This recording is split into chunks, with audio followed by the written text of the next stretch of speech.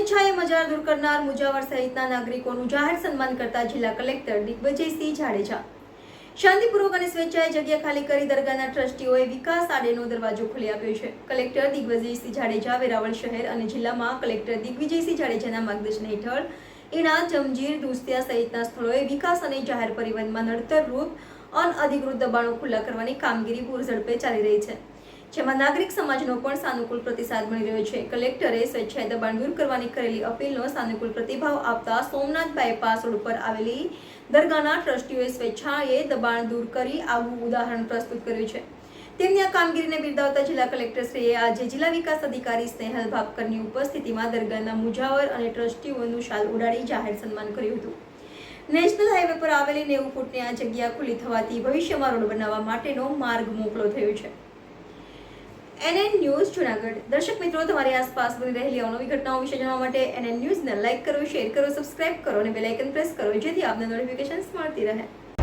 આપણે સોમનાથ જતા સંઘ સર્કલ પાસે બાયપાસ જે બન્યો છે એમાં નિઝામુદ્દીન બાબાની જે જૂની મજાર અને દરગાહ હતી અને એનું સંપાદન થઈ ગયું હોય અને રોડ બનવા માટે આના કારણે કામ અટકી ગયું હોય તો એક આ બહુ ઘણો વર્ષો જૂનો પ્રશ્ન હતો। તો આપણા લોકલ જે મુસ્લિમ સમાજના જે આગેવાનો છે, અહીંના મુંજાવર છે, એ બધાની સાથે એક મિટિંગ કરી અમારા નિવૃત્ત નાયબ મામદાર બ્લોચભાઈ છે એને મધ્યસ્થી કરી અને ખૂબ સારા વાતાવરણમાં શાંતિથી સ્વેચ્છાએ આજે સમાજે આ જગ્યા છે એ પોતાની રીતે જ ખાલી કરી આપેલ છે અને પોતાની રીતે જ છે એ જે બાંધકામ છે એ દૂર કરેલ છે, એ ખરેખર બિરદાવવા લાયક છે।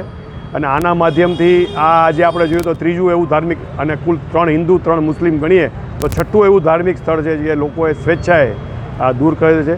જ્યાં જ્યાં પણ આવા હશે ધાર્મિક દબાણો, પછી એ હિન્દુ ના હોય કે મુસ્લિમ ના હોય, અમે આ રીતે જ પરસ્પર સહમતિથી મંત્રણાથી દૂર કરશું, જેથી ધાર્મિક આસ્થા કોઈની દુભાય નહીં અને જે કરવાપત્ર કામ છે એ રોકાય નહીં। જે આપણા જ્યાં પણ અમને રજૂઆત થશે, ભાઈ નેશનલ હાઈવે હોય, સ્ટેટ RNB હોય, પંચાયત RNB હોય અથવા બીજું કોઈ પણ હોય કે જ્યાં ડેવલપમેન્ટમાં આ બધા વસ્તુઓ છે એ દૂર કરવી જરૂરી જણાશે, ત્યાં અમે આ રીતે જ કરાવશું।